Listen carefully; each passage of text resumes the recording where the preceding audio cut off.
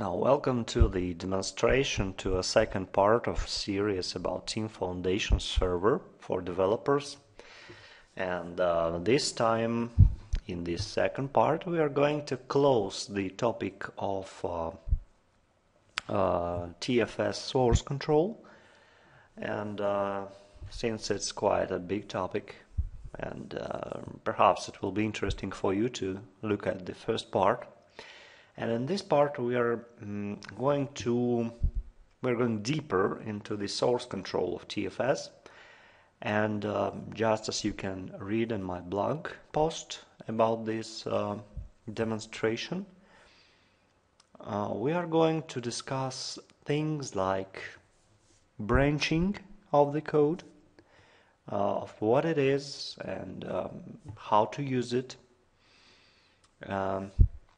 We are going to merge the code between branches and resolve the conflicts of that merging. And also we will explore such feature of Team Foundation Server source control as shelving. And so we will shelve and unshelve the code.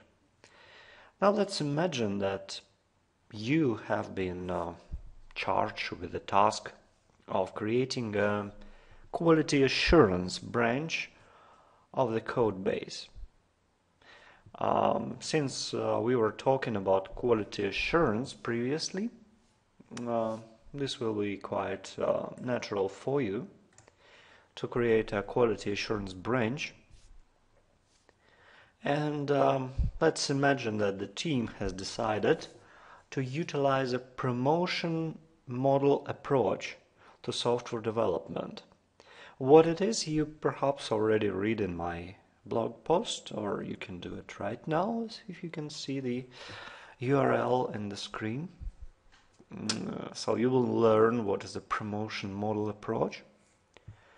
And according to our scenario, let's return to our scenario, and you will have to change the code and learn to shelve code which you are in process of modifying, and you will also merge the code. This is just one of many ways to utilize branching in a version control system. Of course, there are various ways to use branching, but we are not going to discuss them in a video presentation, and perhaps it will be much easier to read and understand in my blog post, which I hope to create explanatory enough. I'm saying I will because at the moment of recording I wrote nothing about it, but video always helps me to understand what I'm going to write. So we have a Visual Studio, Microsoft Visual Studio. In this case it's Ultimate Edition, because of as you can see in the internet, Ultimate Edition is the only one that is fully suitable for testing and teamwork. However, there is also Professional Edition, which is usually used by Microsoft partners. So when you are a Microsoft certified partner and you have the complimentary MSDN subscription, what you have is a Professional edition of Visual Studio, which is not as rich. So it's possible that you will see here something that you will not see in your Visual Studio at your workplace or perhaps at your home.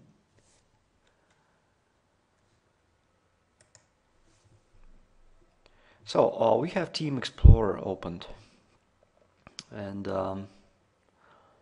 now this is not the project that I want. I will connect to this project, ASC project. How to connect to projects you already know from the first part of our presentation. Okay.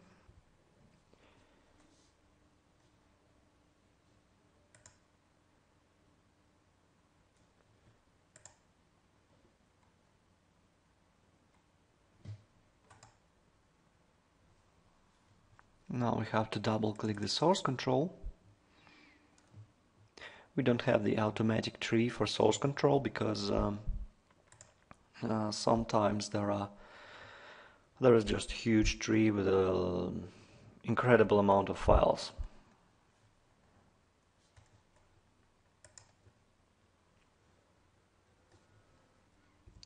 Now if you right click the project, and you can see we have a shapes project under the ASC project, you right click it, and among other things what you see is shelf pending changes and branching and merging. Perhaps two things that we didn't discuss yet in the previous demonstration, and we are going to explore them right now. Now we are selecting the branching and merging and clicking branch.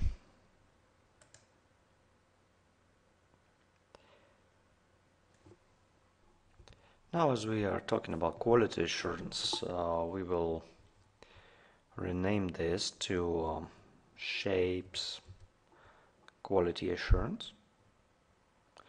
Ensure that everything is checked.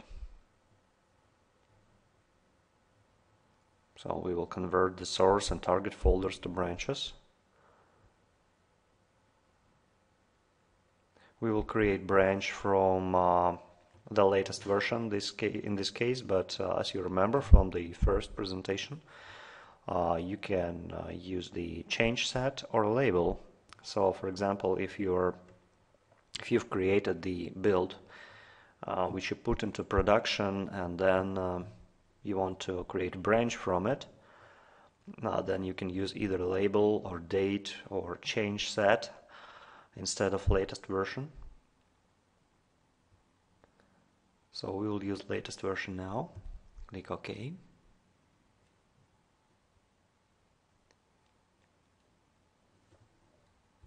And as we decided to download it to our local workspace, which means our local hard drive, we have to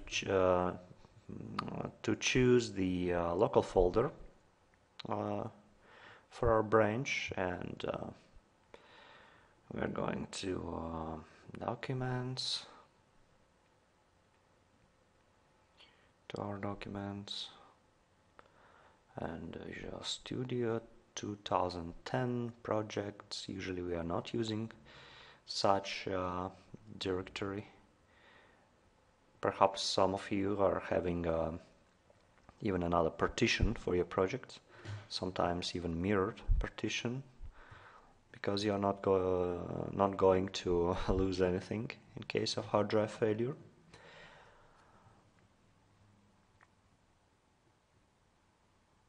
So we'll create a subfolder under ASC project,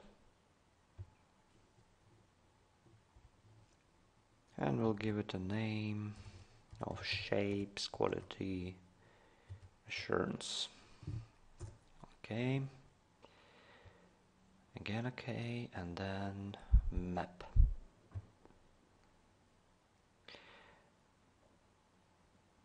So we've created a new branch,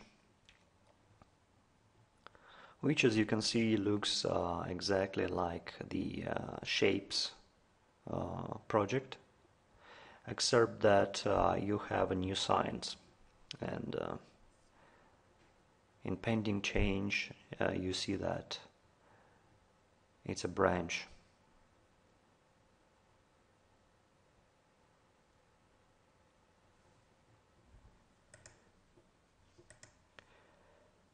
And as it's a pending change, you already know what to do. You may look at the pending changes. One of the ways to look at pending changes is through View Other Windows Pending Changes. So you can see that the pending change is to create branch.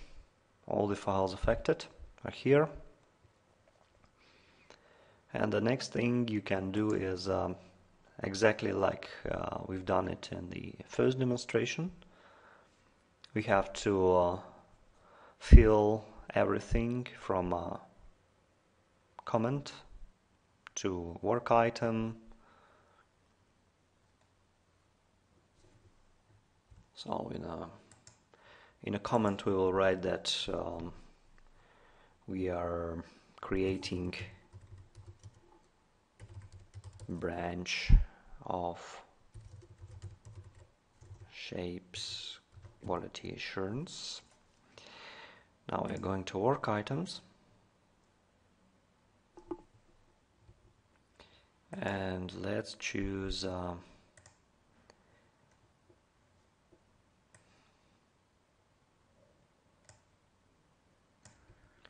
my tasks.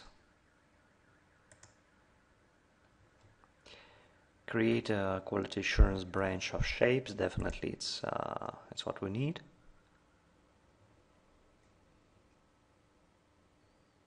Well, that's it. And we click check in. So now the branch is created. Now let's do a simple thing.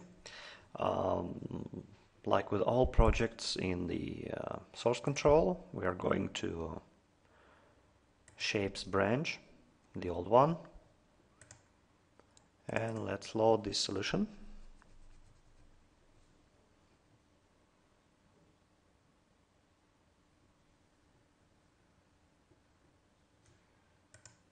Okay, the solution is loaded. And let's perform some changes in the existing code like we did it before.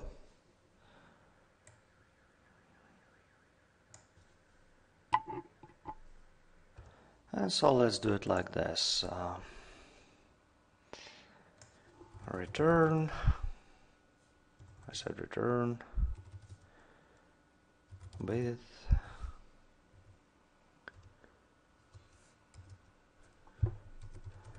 length.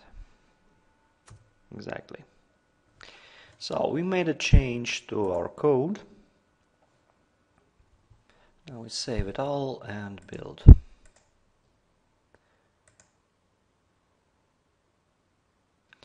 Perfect. Now let's go to the pending changes and let's check it in. Obviously it's this task.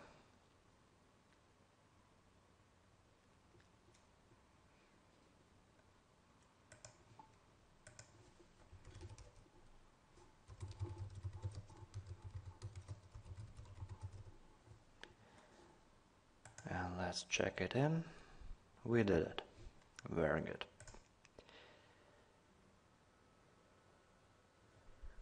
Now let's hide this.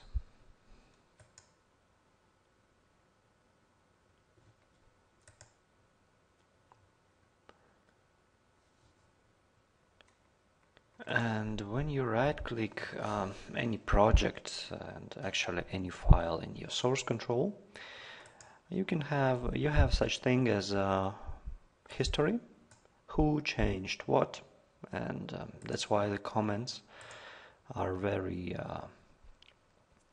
useful for us. That's why we should always fill it.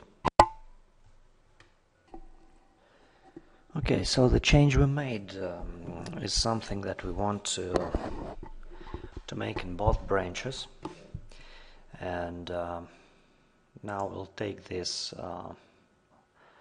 latest change set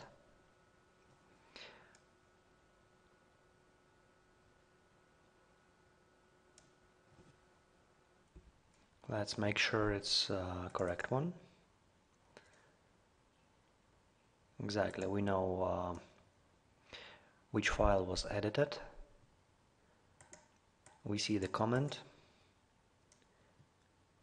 and the work item that was associated with this change set. Also, when you're working with more than one branch, there is a good idea to use check-in notes to warn that, for example, this change set should not be merged into other branch for some reason. So what we'll do now, we will right click the required change set and click the track change set.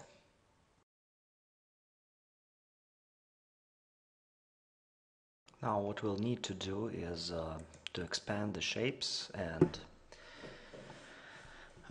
you see that after we will visualize everything, you see that change set 23 was assigned only to shape.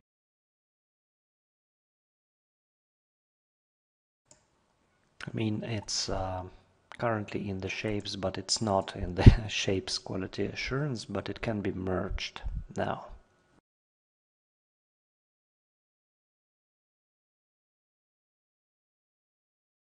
In order to make them merged, which means they will have similar contents, you can do it simply by dragging one into another. So I'm taking shapes and I drag it to shapes quality assurance, and this will launch the source control merge wizard. As you can see, the source branch and the target branch are already filled, so all I need to do now is either to select the change sets, or I want to merge all changes to a specific version. When you're working with branches which supposed to be quite different from each other, usually you select the selected change sets, which was the change set 23 in this case. But also in this example, if I will leave it as all changes up to a specific version, it will be only the change set 23, just because it's the only change we've made so far. However, now you know the difference between these two options. So it's quite simple wizard, we just click next. Now take a look that the version type is set to change set, and the display change set number shows the one that we've originally selected from the history view.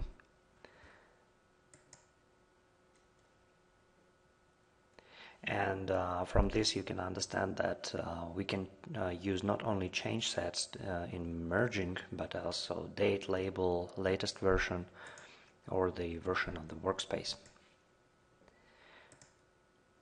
Okay, finish, and that's like it.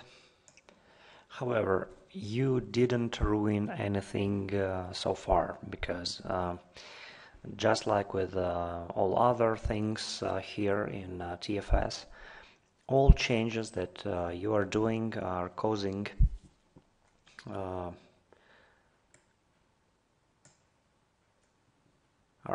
your Visual Studio to hold the changes until you will manually check in.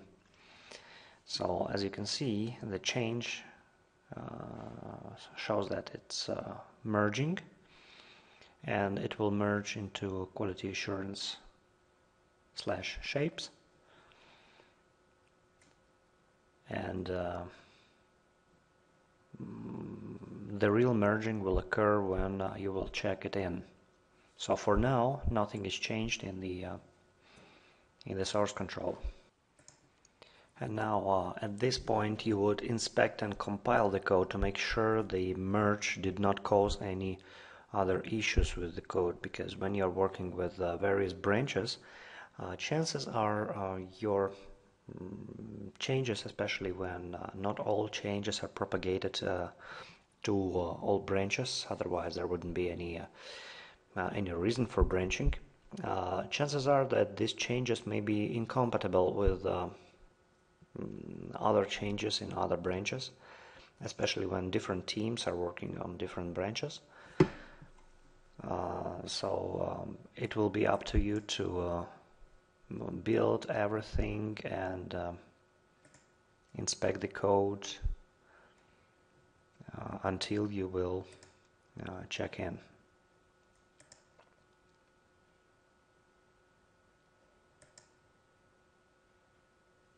So I've selected the work item, which says merge area implementation into quality area branch, quality assurance branch, and check in. Well, that's it. We merged. Now if we'll return to the tracking and rerun tracking and visualize it, you can see that it's now in both branches, and that originally it was in shapes, but then it was merged, propagated to shapes quality assurance.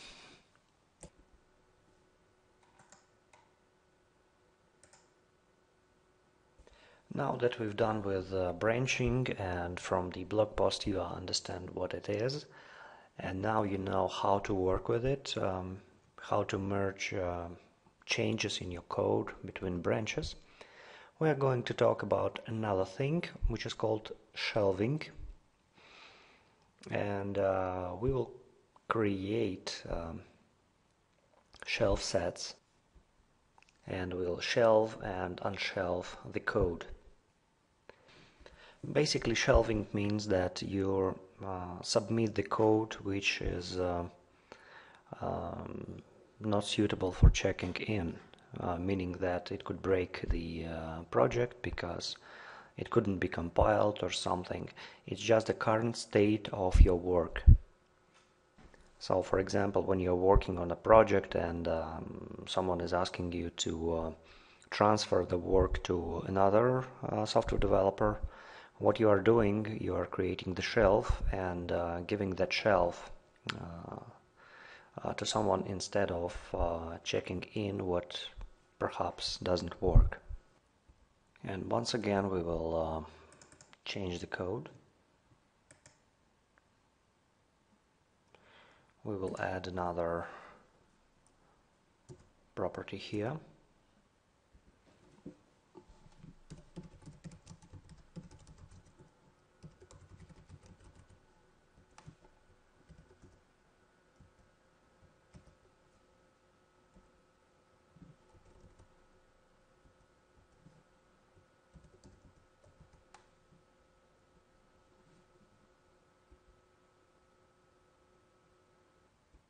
Here we are. This is our new property of the rectangle class. Let's see if it works.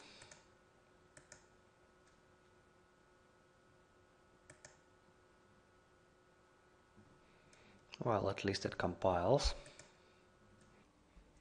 And let's take a look at the pending changes. Indeed, we changed the rectangle. We will add the comment.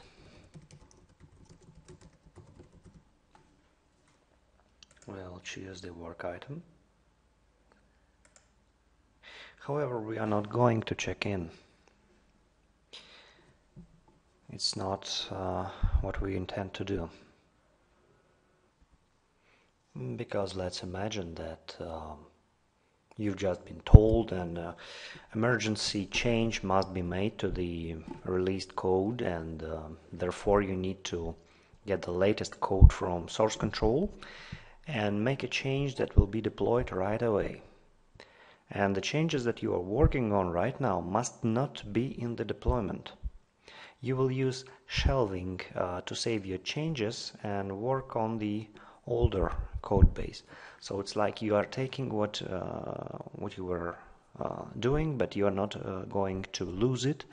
Besides, it doesn't compile, so you will just like shelve it or move it to the shelf and continue working with the old base like you never did anything like you did now. So we'll go to the source files, and here you can see two buttons. One is shelf, another is unshelf, and we click the shelf button.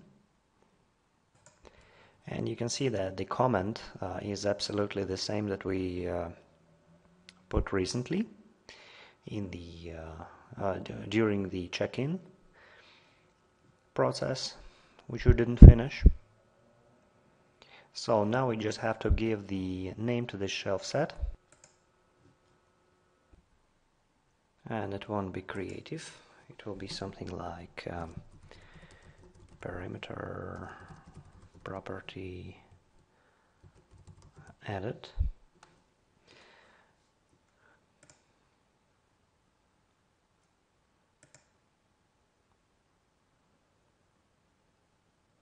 We don't need to link it to any work item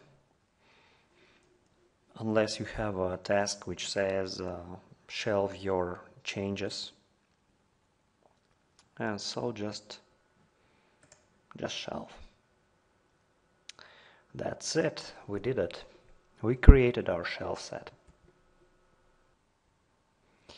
Now let's go back to the pending changes,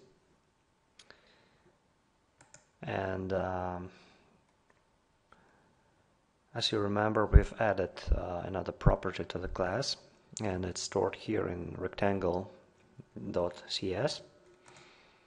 So we right click it, and well, we undo the change, because you remember the task was that we should work with the older code base.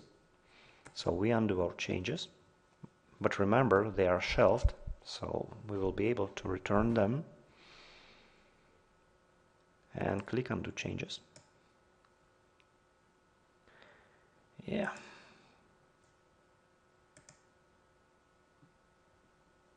And there is now our property. It's like we did nothing. It's even not check it out. We just made something like undo checkout. You can right click your project, and if any file is checked out, then you can undo check-in right from here. Undo all the changes.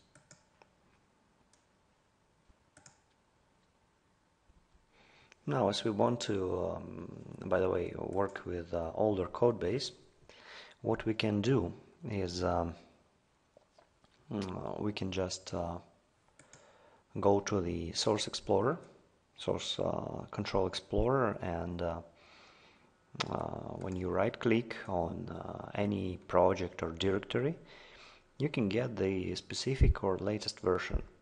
Usually when everything is fine, you are using the get latest version, of course, but in this case, since we need to work with the older code base and we shelved our changes, we just getting the specific version.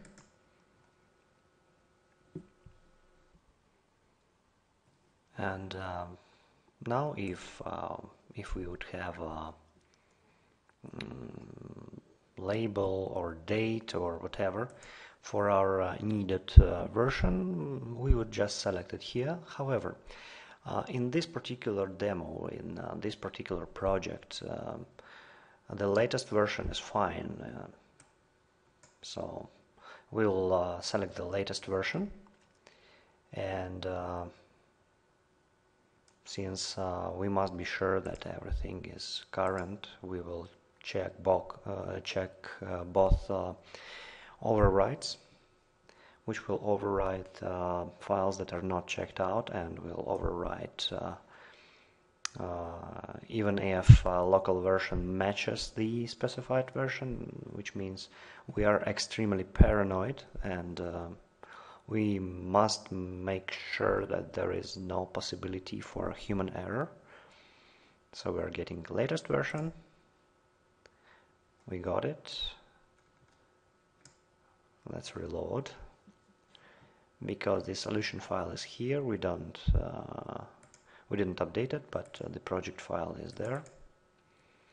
Here it is, and it was loaded. Now we replaced it with the older version, so it had to be reloaded. And now what we have here is the old version of the file, and we can proceed to work with it. And what we will do, we will break the code, we will convert the property to a method.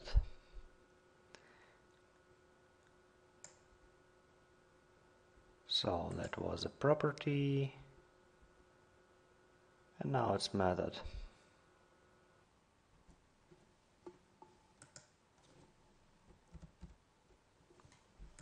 Here we are. So as you can understand, this code is not compatible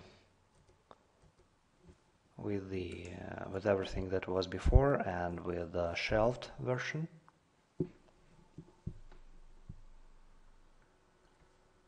Let's save it.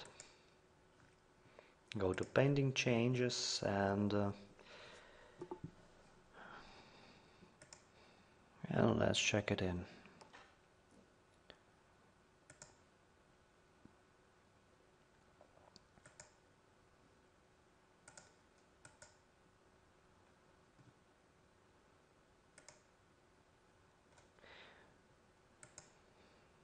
If our customer says that area was implemented incorrectly, well, now we implemented it correctly. Instead of property, we made a public method.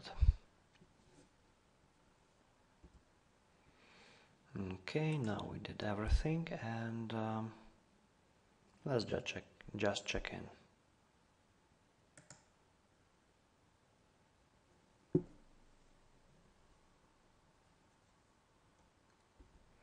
Now that we've done it, now that we've changed the code base, which is in the source control, we completed our task, and well, we can continue to do what we did before. So what we have to do now is to unshelve it. Click unshelve, and you see all the shelf sets. And here is our shelf set that we created a couple of minutes ago. Let's see what we can see about this shelf set. Here's our comment, the file that was edited, the work item, which was not associated because we didn't have a task to shelve it. Who did it? When he did it, exactly everything that we needed. Now that we've validated that this is exactly the same shelf set that we wanted to restore, just select it and click the unshelve.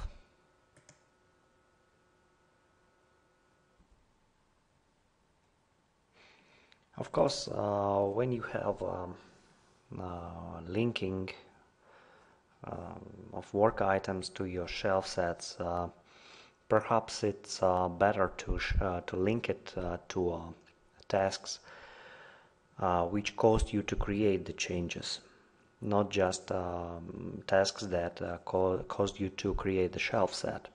So if you have a task that says create a shelf set with your changes, then of course you link to that work item. However, if you don't have such task, then link to whatever task was telling you to do these changes. In this case, if the work item was cancelled or something, then perhaps you will not have to restore your changes. Okay, do I want to reload the rectangle.cs? Yes, of course. So we've restored our changes. Now let's try to do such a thing as checking in. Now we have changes, of course, because we unshelved the new code, and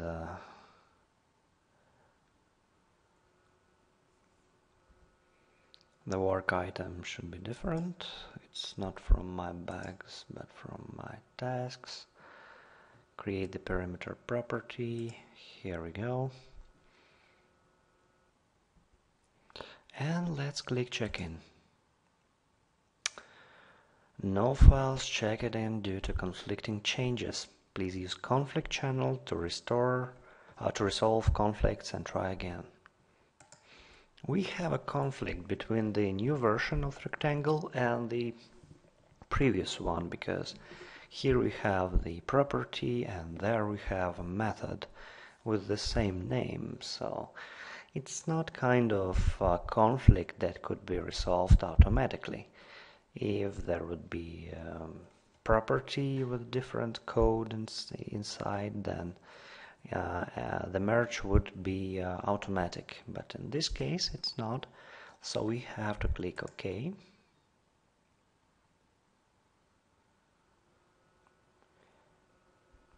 And here we have 4 buttons, which says keep the local version, which is this one, take server version, which will take the version that you've seen a minute ago, which is now in the source control, auto merge, and TFS will do its best to merge the code.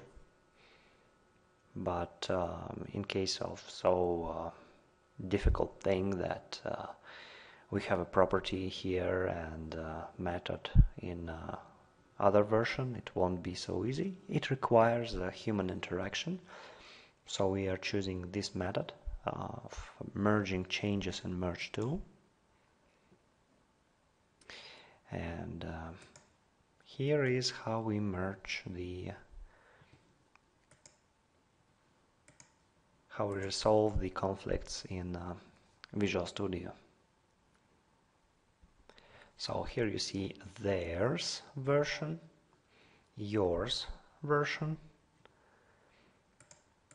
and how Visual Studio sees the result. So the changed text is in blue, deleted text is in red, and inserted text is in green. Since you may have more changes than you have conflicts, there is a little checkbox which says navigate conflicts only. So if you click it, then you see that there is a button next conflict, and there is only one conflict here, so it's disabled, and the conflict is here. And we are pretty sure that our changes are okay, and we click OK.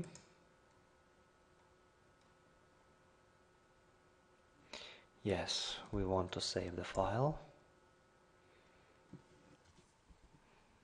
and we want to reload it.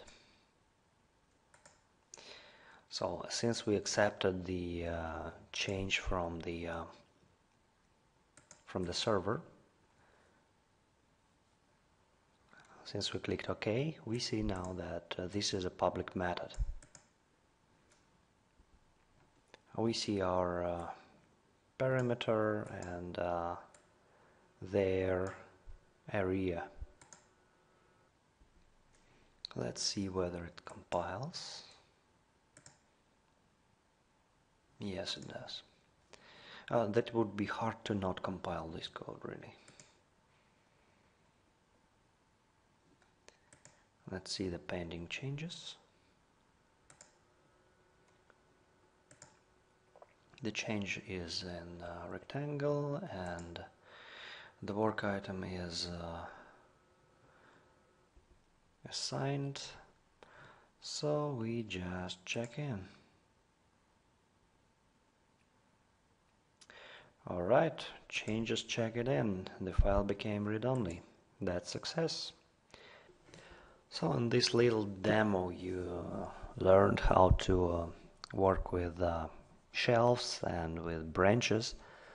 It wasn't deep enough, but at least it gave you some clue. You can take a look at the blog post, which is definitely wider in explaining the branches and the shelves, the shelf sets, and keep in touch for a third part of the labs, and it will be about test-driven development. Get the idea of test-driven development from the basics, and perhaps if you will like the idea, you will become one more test-driven developer. So thank you for your time, and have